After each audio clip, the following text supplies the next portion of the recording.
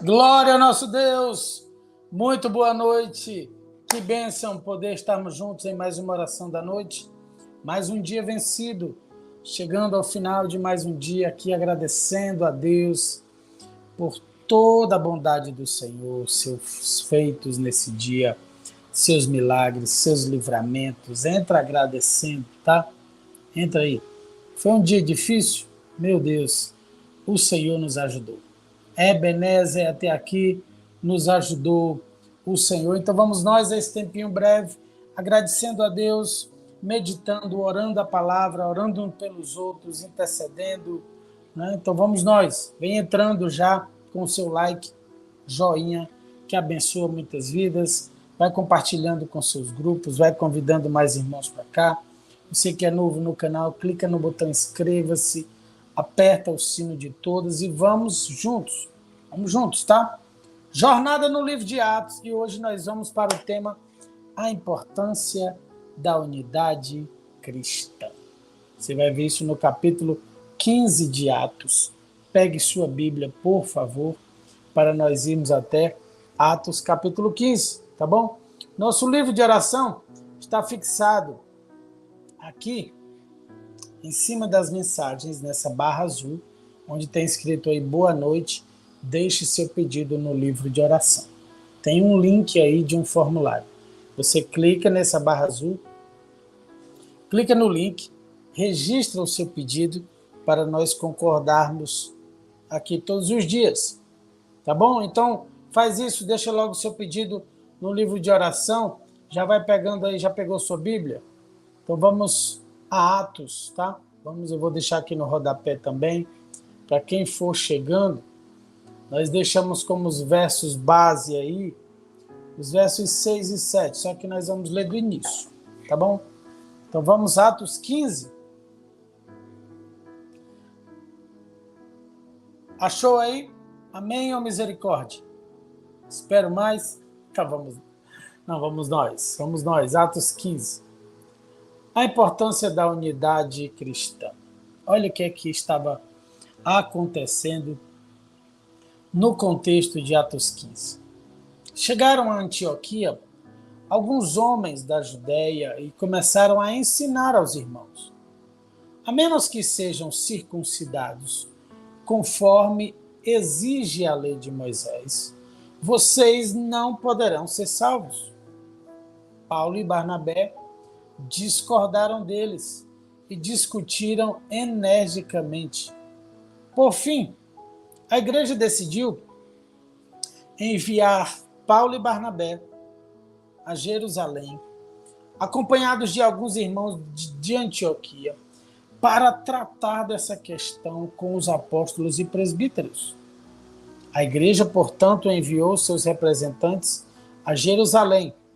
No caminho, eles pararam na Fenícia e em Samaria para visitar os irmãos e contaram que os gentios também estavam sendo convertidos, o que muito alegrou a todos. Quando chegaram a Jerusalém, foram bem recebidos pela igreja, pelos apóstolos e presbíteros, e relataram tudo que Deus havia feito por meio deles. Contudo, alguns dos irmãos que pertenciam aos fariseus, a seita dos fariseus, se levantaram e disseram: é necessário que os convertidos gentios sejam circuncidados. O que eles queriam? Depois do sacrifício de Jesus, do cristianismo está sendo implantado, ok? E da nova aliança em Cristo Jesus, a circuncisão não era mais exigida como na lei de Moisés, tá? E aí uma corrente entendia que todos deveriam ser circuncidados, e aí, se isso permanecesse até hoje, nós estávamos aqui tendo que circuncidar, ok? Os homens, né, as crianças. E aí a gente segue na história porque eles seguem dizendo: é necessário que os convertidos, aqui isso é no verso 5, tá? Parte B. Que os convertidos gentios sejam circuncidados e guardem a lei de Moisés. Verso 6. Os apóstolos e presbíteros se reuniram para decidir a questão. Depois de uma longa discussão, Pedro se levantou e se dirigiu a eles, dizendo: Irmãos, vocês sabem que há muito tempo Deus me escolheu dentre vocês para falar aos gentios, a fim de que eles pudessem ouvir as boas novas e crer. Deus conhece o coração humano e confirmou que aceita os gentios ao lhes dar o Espírito Santo, como o deu a nós. Não, verso 9, não fez distinção alguma entre nós e eles, pois purificou o coração deles por meio da fé. Então, por que agora vocês provocam a Deus, sobrecarregando os discípulos gentios, com um jugo que nem nós, nem nossos antepassados conseguimos suportar? Cremos que todos nós e eles, somos salvos da mesma forma, pela graça do Senhor Jesus. Todos ouviram em silêncio, verso 12, enquanto Barnabé e Paulo lhes relatavam os sinais e maravilhas que Deus havia realizado por meio deles entre os gentios. Quando terminaram de falar, Tiago se levantou e disse: Irmãos, ouçam-me. Pedro lhes falou sobre como Deus visitou primeiramente os gentios para separar dentre eles um povo para si. E isso está em pleno acordo com o que disseram os profetas, como está escrito: depois disso, voltarei e restaurarei a tenda caída de Davi, reconstruirei suas ruínas e a restaurarei, para que o restante da humanidade busque o Senhor, incluindo os gentios, todos os que chamei para serem meus. O Senhor falou, aquele que tornou essas coisas conhecidas desde a eternidade. O próprio Deus falando. Portanto, considero que não devemos criar dificuldades para os gentios que se convertem a Deus. Ao contrário, devemos escrever a eles dizendo-lhes que se abstenham de alimentos oferecidos a ídolos, da imoralidade sexual, da carne de animais estrangulados e do sangue, pois essas leis de Moisés são pregadas todos os sábados nas sinagogas judaicas em todas as cidades há muitas gerações. E para arrematar a história, o verso 22 diz: Então os apóstolos e presbíteros e toda a igreja em Jerusalém escolheram representantes e os enviaram a Antioquia da Síria, com Paulo e Barnabé, para informar sobre essa decisão. Os homens escolhidos eram 2 líderes entre os irmãos, Judas, também chamado Barsabás, e Silas. Essa foi a carta que levaram. Nós, os apóstolos e presbíteros e seus irmãos em Jerusalém, escrevemos esta carta aos irmãos gentios em Antioquia, Síria e Cilícia. Saudações. Sabemos que alguns homens que daqui saíram sem nossa autorização têm perturbado e inquietado vocês com seu ensino. Portanto, depois de chegarmos a um consenso, resolvemos enviar-lhes alguns representantes com nossos amados irmãos Barnabé e Paulo, que têm arriscado a vida pelo nome de nosso Senhor Jesus Cristo. Estamos enviando Judas e Silas para confirmarem pessoalmente o que aqui escrevemos, pois pareceu bem ao Espírito Santo e a nós não impor a vocês nenhum peso maior que estes poucos requisitos. Eles estavam decidindo que os gentios não precisariam se submeter ao cumprimento da lei de Moisés. Ok? Então eles orientam o seguinte: pois pareceu, o verso 28 e 29, abstenham-se de comer alimentos oferecidos a ídolos, de consumir o sangue ou carne de animais estrangulados e de praticar a imoralidade sexual. Farão muito bem se evitarem essas coisas, que tudo lhes vá bem. Resumo de todo o texto que nós lemos. Gentios, debaixo da aliança de Cristo, não precisariam mais se submeter à lei de Moisés, ok? as 613 leis que o judaísmo ele exerce. Então, nós vivemos debaixo de uma nova aliança no cristianismo, ok? Temos os princípios, as leis, como base de referência, tá? Nós não vivemos mais no tempo da lei, nós vivemos no tempo da graça. Essas leis, elas são princípios que nos dão um norte de como viver. Então, assim, Jesus mesmo diz, eu não vim para cancelar a lei, mas para cumpri-la, ok? E aí, em Cristo, toda a lei foi cumprida. Mas, pastor, e aí nós somos obrigados a quê? Você não é obrigado, você é livre. Mas você é livre para fazer o que é certo. Livre para viver uma vida longe do pecado. Em Cristo Jesus você recebe perdão de pecados, você recebe salvação, você recebe o dom gratuito de Deus, que é a salvação. Mas a graça de Deus, ela não nos dá a liberdade, a libertinagem de você fazer e acontecer porque você tem perdão de pecados. Paulo fala disso também. Nós estamos visitando Atos 15 para nós vermos aqui porque os apóstolos estavam trabalhando a importância da unidade. Em alguns pontos eu ainda quero pensar aqui com você, mas a graça de Deus, ela não é uma autorização para pecar, mas ela é uma carta de libertação do poder do pecado. E uma vez liberto do pecado, você não precisa viver mais o jugo da escravidão. O poder do pecado foi vencido na cruz do Calvário. Compreende? Você consegue compreender isso? Então, nós continuando pensando sobre a importância da unidade cristã, em primeiro lugar, nós vimos aqui a reunião dos apóstolos e anciãos para discutirem a situação. Em Atos 15, verso 6, a palavra diz, e os apóstolos e os anciãos se reuniram para considerar este assunto, certo? Então, nós aprendemos sobre a importância de reunirmos, sim, em conselho, em igreja, né, com liderança para tratar dessas questões, certo?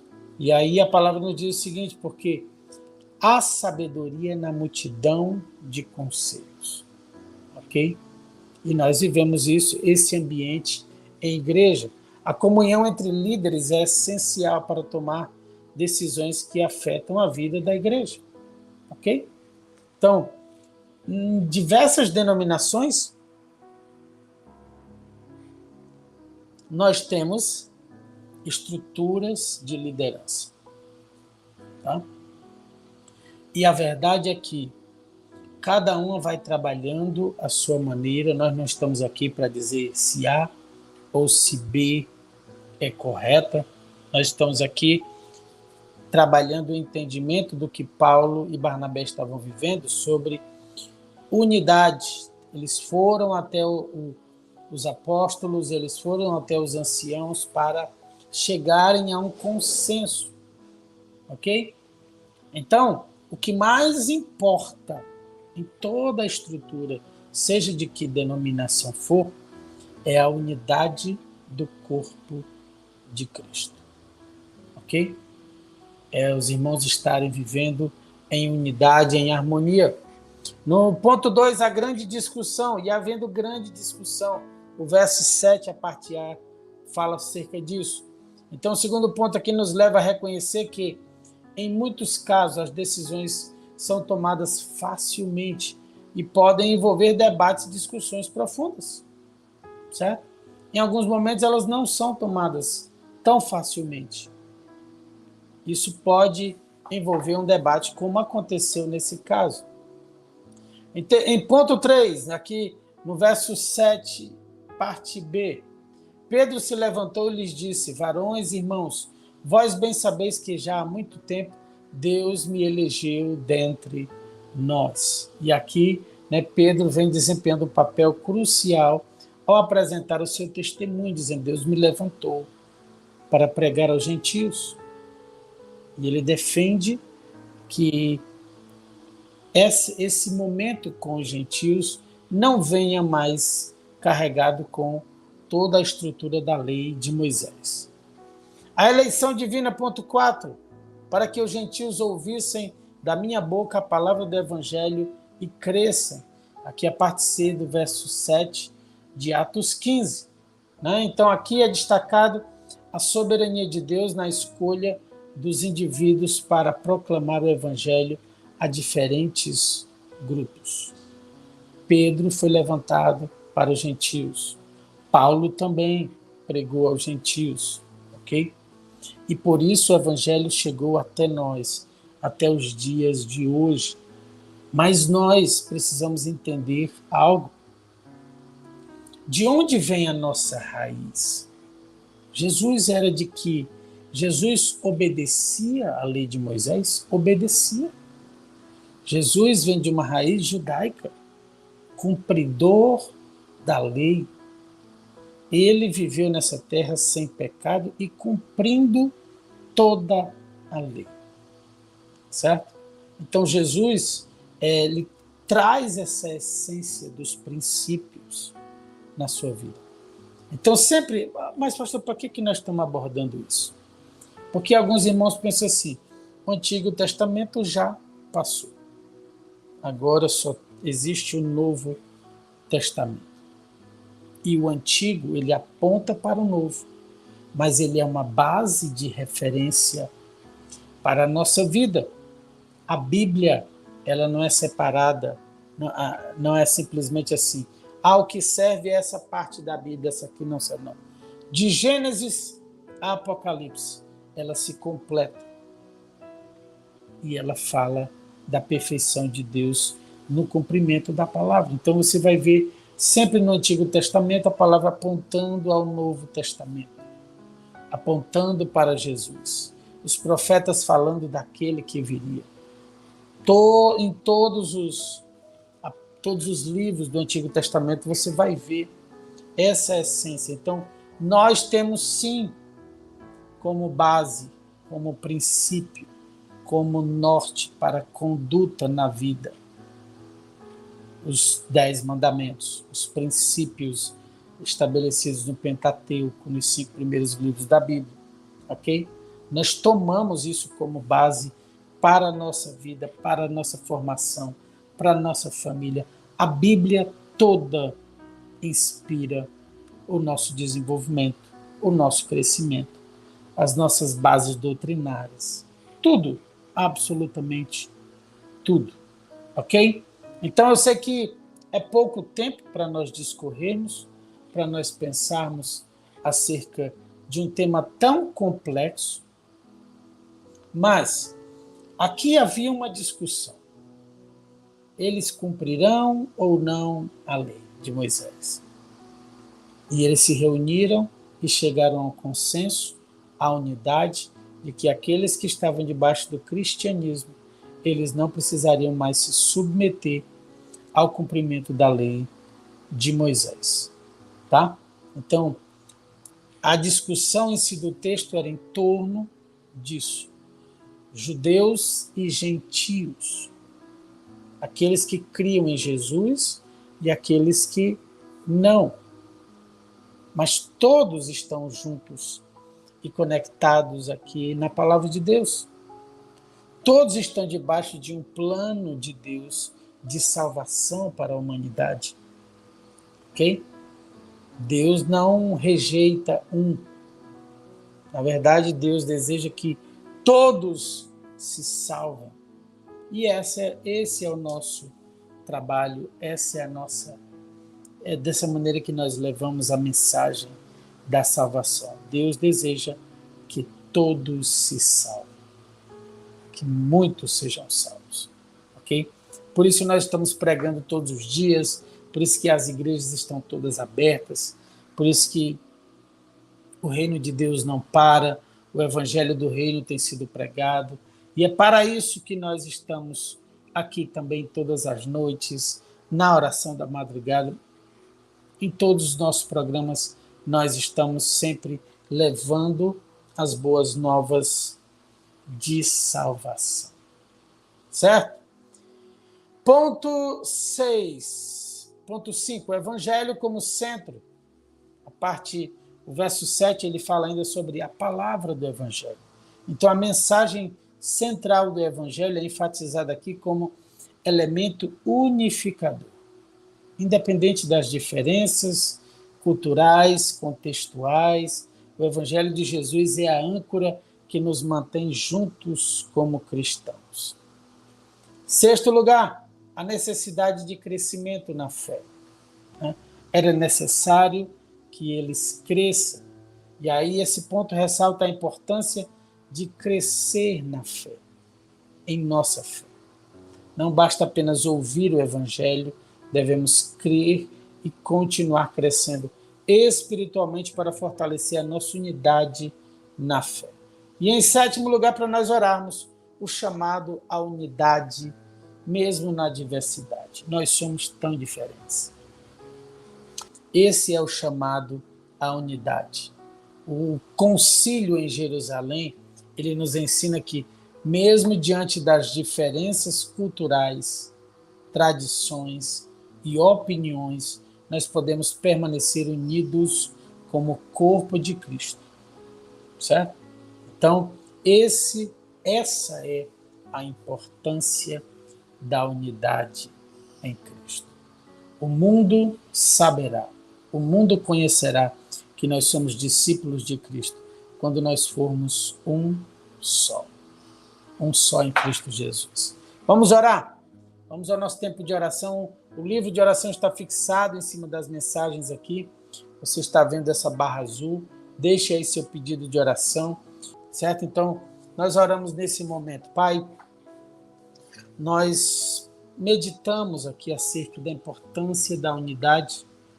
Nós, Senhor, colocamos a Tua palavra no nosso coração, os Teus princípios, os Teus ensinamentos, para que não pequemos contra Ti, para que andemos lado a lado, para que sejamos uma bênção na vida um do outro, mesmo em igrejas diferentes, em denominações diferentes, para que, Senhor, sejamos um corpo, Senhor, vivendo em unidade, ajustados, ligados, ok? Somos corpo e assim bem ajustados, totalmente ligados, unidos, vivendo em amor, uma família, ok? Uma família. Deus criou no Éden uma família. Foi o que Deus instituiu. Nós temos a igreja hoje, mas Deus sonha com família, unidade nas famílias. Famílias fortes, igreja forte. Ok? Então nós oramos pelas igrejas, pelos pastores, nós oramos para que o Senhor sustente os pastores, que o Senhor dê cada vez mais graça, sabedoria, unção, poder, que ao abrir da boca seja o Espírito de Deus falando e abençoando vidas. Nós oramos por todas as famílias, todos os que pedem aqui, todos os que clamam por portas abertas, todos os que clamam por uma cura, todos os que clamam por um milagre, né, de salvação, milagre de libertação na vida de um ente querido, o milagre de uma porta aberta, aqueles que precisam de provisão na sua casa, que precisam de socorro. Senhor, derrama tuas chuvas, os teus milagres, envia o socorro e a provisão.